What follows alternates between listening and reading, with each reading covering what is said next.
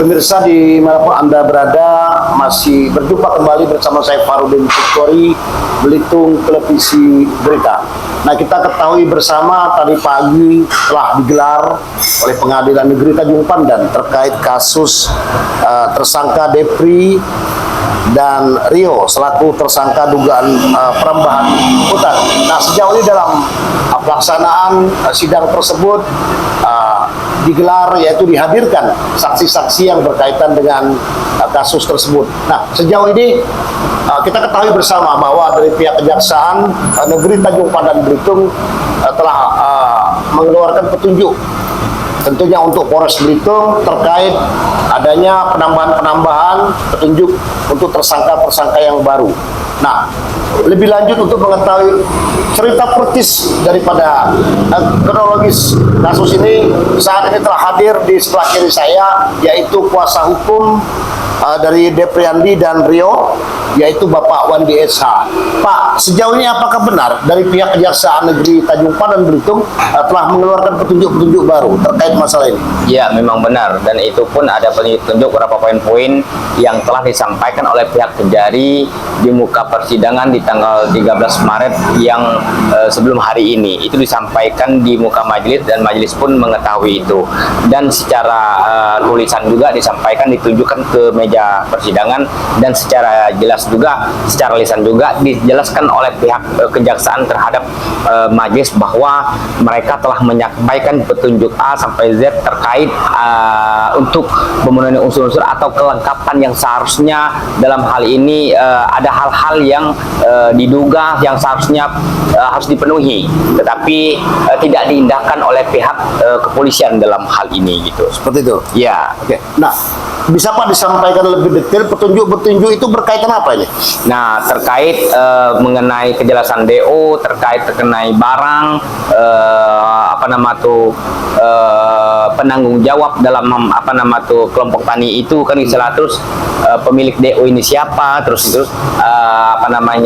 mitra KTH yang dianggap ilegal ini siapa, karena di situ kan klien saya dua orang ini telah melaksanakan pembayaran PNPB yang seolah-olah itu legal, ternyata selama ini tidak benar gitu, padahal mereka sudah menyetor sudah bertahun-tahun ini gitu. Seperti itu Pak ya? Ya. Nah, sejauh ini kalau Bapak melihat apakah pihak Polres Belitung sudah mengikuti petunjuk-petunjuk itu?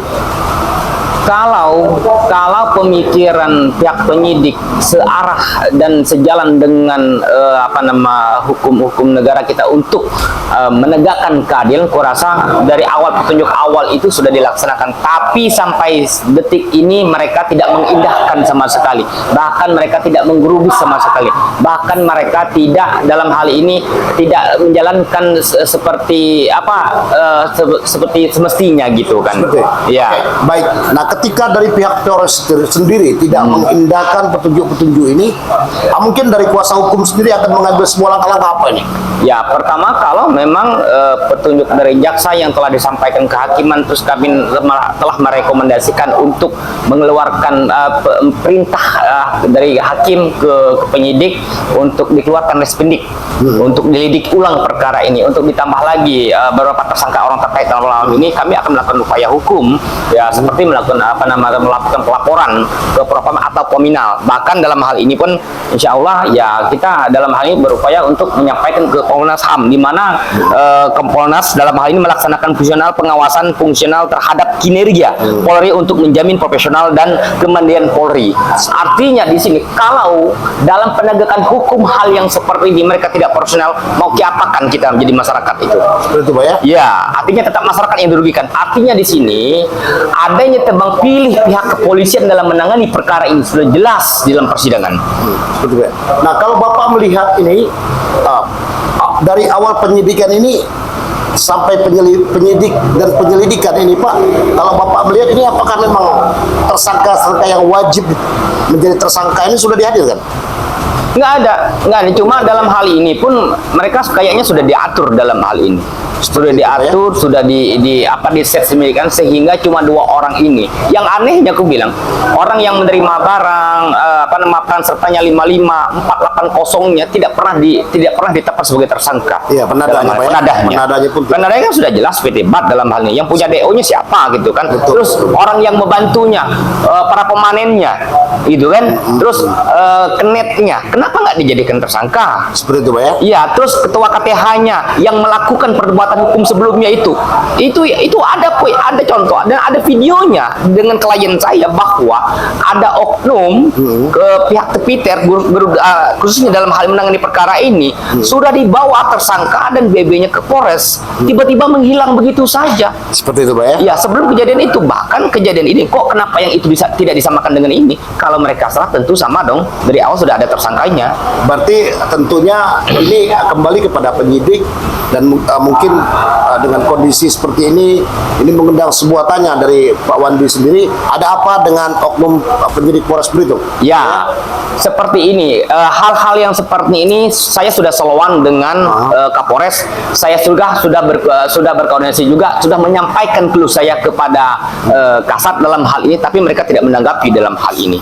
Berarti nanti di akhirnya Bapak akan melayangkan saya tetap melakukan upaya-upaya hukum yang sesuai dengan undang-undang. Poksinya sudah dijelaskan yang diatur dalam undang-undang dalam hal ini. Apalagi dalam hal ini nanti kita ke Kompolnas bagaimana terhadap terkait tidak profesionalnya penyidik dalam hal ini, adanya tebang pilih gitu dalam hal ini, ada yang SOP yang mereka langgar yang semestinya tidak mereka langgar seperti petunjuk-petunjuk yang dilakukan jaksa itu.